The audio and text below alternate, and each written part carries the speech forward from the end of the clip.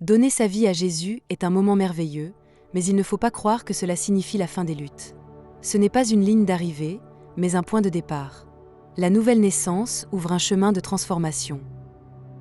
C'est un engagement à marcher avec Dieu tous les jours, à prendre, à chuter parfois, mais surtout à persévérer. Ce n'est pas une vie sans problème qui commence, mais une vie avec une présence fidèle dans chaque situation. L'erreur serait de croire que tout devient facile. C'est l'endurance, la foi et l'amour pour Christ qui font la différence. Matthieu chapitre 28, verset 20, « Et voici, je suis avec vous tous les jours, jusqu'à la fin du monde. » Au début du cheminement avec Dieu, il peut y avoir un fort enthousiasme, une joie débordante, une soif nouvelle. Mais avec le temps, cette émotion s'apaise, et cela peut créer une confusion. Il est essentiel de comprendre que la foi ne repose pas sur l'émotion, mais sur une décision profonde et un engagement durable. Ce n'est pas parce que l'enthousiasme baisse que la foi est morte. Au contraire, c'est là que la vraie fidélité commence à se former, quand la foi est maintenue malgré les moments de sécheresse. La foi se nourrit de la parole, pas du ressenti. Galates chapitre 6, verset 9, « Ne nous lassons pas de faire le bien, car nous moissonnerons au temps convenable si nous ne nous relâchons pas. » Après la conversion, la lutte contre le péché demeure. Il ne faut pas s'attendre à une perfection immédiate. Les anciennes habitudes peuvent encore revenir, les tentations restent présentes. Mais il y a désormais une puissance nouvelle pour résister, celle du Saint-Esprit. L'identité est transformée, et même si la chute peut survenir, la condamnation n'existe plus pour celui qui est en Christ. Ce qui change, c'est la réponse face au péché. Au lieu de l'accepter, on le combat. Et surtout, il ne définit plus la valeur ni l'identité de celui qui suit Jésus. Romains chapitre 8, verset 1, « Il n'y a donc maintenant aucune condamnation pour ceux qui sont en Jésus-Christ. » Il est courant de croire que la foi peut se vivre seule, à distance, sans engagement envers une communauté. Pourtant, la vie chrétienne a été conçue pour être vécue en famille spirituelle. L'isolement est un terrain favorable pour les doutes, les découragements et la stagnation. L'Église n'est pas parfaite, mais elle est le lieu où l'encouragement, l'enseignement et le soutien mutuel s'exercent. La communion fraternelle permet de garder le cap, de prier ensemble, de grandir avec les autres. C'est une protection et une force inestimables. Hébreux chapitre 10, versets 24 à 25, « Veillons les uns sur les autres, n'abandonnons pas notre assemblée, comme c'est la coutume de quelques-uns. » La lecture de la Bible n'est pas une option pour le croyant. Elle est essentielle. Elle n'est pas simplement un texte ancien, mais une parole vivante qui éclaire, transforme et nourrit. Beaucoup pensent qu'écouter des prédications suffit, mais rien ne remplace une lecture personnelle, méditée, quotidienne. La Bible révèle le caractère de Dieu, expose les motivations du cœur humain et donne la direction à suivre. Celui qui néglige la parole s'expose à l'erreur et à la confusion.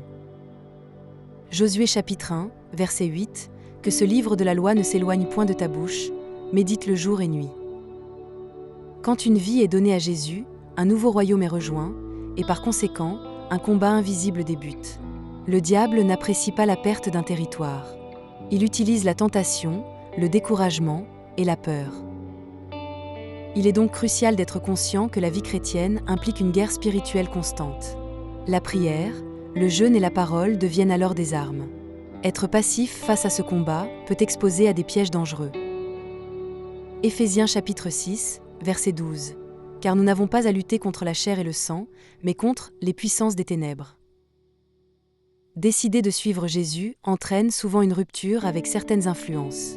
Cela peut provoquer de l'opposition, du rejet, voire des moqueries. Il est important de ne pas s'étonner de cette réaction. Le message de Christ dérange, car il confronte le monde à sa réalité. Mais ce rejet est un signe que le disciple n'appartient plus au monde. Être approuvé par Dieu devient plus important que l'acceptation des autres. Jean chapitre 15, verset 18, « Si le monde vous hait, sachez qu'il m'a haï avant vous. » Il est courant de s'attendre à ce que Dieu réponde rapidement à toutes les prières. Mais Dieu ne se limite pas à exaucer des requêtes. Il forme, façonne, enseigne, parfois à travers le silence. La prière n'est pas un moyen d'obtenir ce que l'on veut, mais une relation profonde avec un Père qui sait mieux que quiconque ce qui est bon. Il faut apprendre à faire confiance, même lorsque les réponses ne sont pas immédiates. Proverbe chapitre 3, versets 5 à 6, « Confie-toi en l'Éternel de tout ton cœur, et ne t'appuie pas sur ta sagesse. Le Saint-Esprit n'est pas un simple ajout à la foi, il est central. Il guide, enseigne, convainc de péché, console dans la détresse. Sans lui, la vie chrétienne devient un ensemble de règles, sans puissance. C'est lui qui révèle la vérité, qui transforme les cœurs et qui équipe pour le service. Ignorer sa présence, c'est passer à côté de la profondeur de la foi chrétienne. Jean chapitre 14, verset 26, le Consolateur, le Saint-Esprit, vous enseignera toutes choses. Beaucoup s'attendent à devenir spirituellement matures en quelques semaines. Mais la maturité ne vient pas par l'émotion, mais par la constance. Dieu travaille par étapes. Il arrache, plante, taille et fait croître. Chaque saison a son utilité. L'impatience peut conduire à la frustration, mais la confiance en l'œuvre de Dieu donne la paix. Philippiens chapitre 1, verset 6, « Celui qui a commencé en vous cette bonne œuvre la rendra parfaite. » Ce sont souvent les petits choix du quotidien qui révèlent la véritable foi. L'honnêteté dans les choses simples, la fidélité dans le secret, la douceur dans les conflits, tout cela reflète le caractère de Christ. Attendre de grandes missions sans être fidèle dans les petites est une erreur. Dieu honore l'obéissance discrète. Luc chapitre 16, verset 10, « Celui qui est fidèle dans les moindres choses l'est aussi dans les grandes. » Il est fréquent de penser qu'il faut mériter l'amour de Dieu. Pourtant, son amour est offert gratuitement. Il n'est pas basé sur les œuvres, ni sur la performance. C'est un amour stable, fidèle, inébranlable. Le comprendre enlève la peur et remplit de paix. Romains chapitre 5, verset 8, « Dieu prouve son amour envers nous, en ce que, lorsque nous étions encore des pécheurs, Christ est mort pour nous. » Ce qui a été fait avant la conversion ne définit plus l'avenir. En Christ, tout est nouveau. Les anciennes blessures, fautes et erreurs sont effacées. L'identité est renouvelée, la honte, retirée. Accepter, cela permet de marcher dans la liberté. 2 Corinthiens chapitre 5, verset 17. Si quelqu'un est en Christ, il est une nouvelle créature. Garder l'amertume et la rancune enferment l'âme. Pardonner, c'est refuser de rester lié au mal. Ce n'est pas excuser l'injuste, mais se libérer de son emprise. Dieu invite à pardonner, non pour l'autre seulement, mais pour retrouver la paix. Matthieu chapitre 6, verset 14. Si vous pardonnez aux hommes leurs offenses, votre Père céleste vous pardonnera aussi. Dans les moments difficiles, il est tentant de penser que Dieu est absent. Mais il est présent même dans le silence.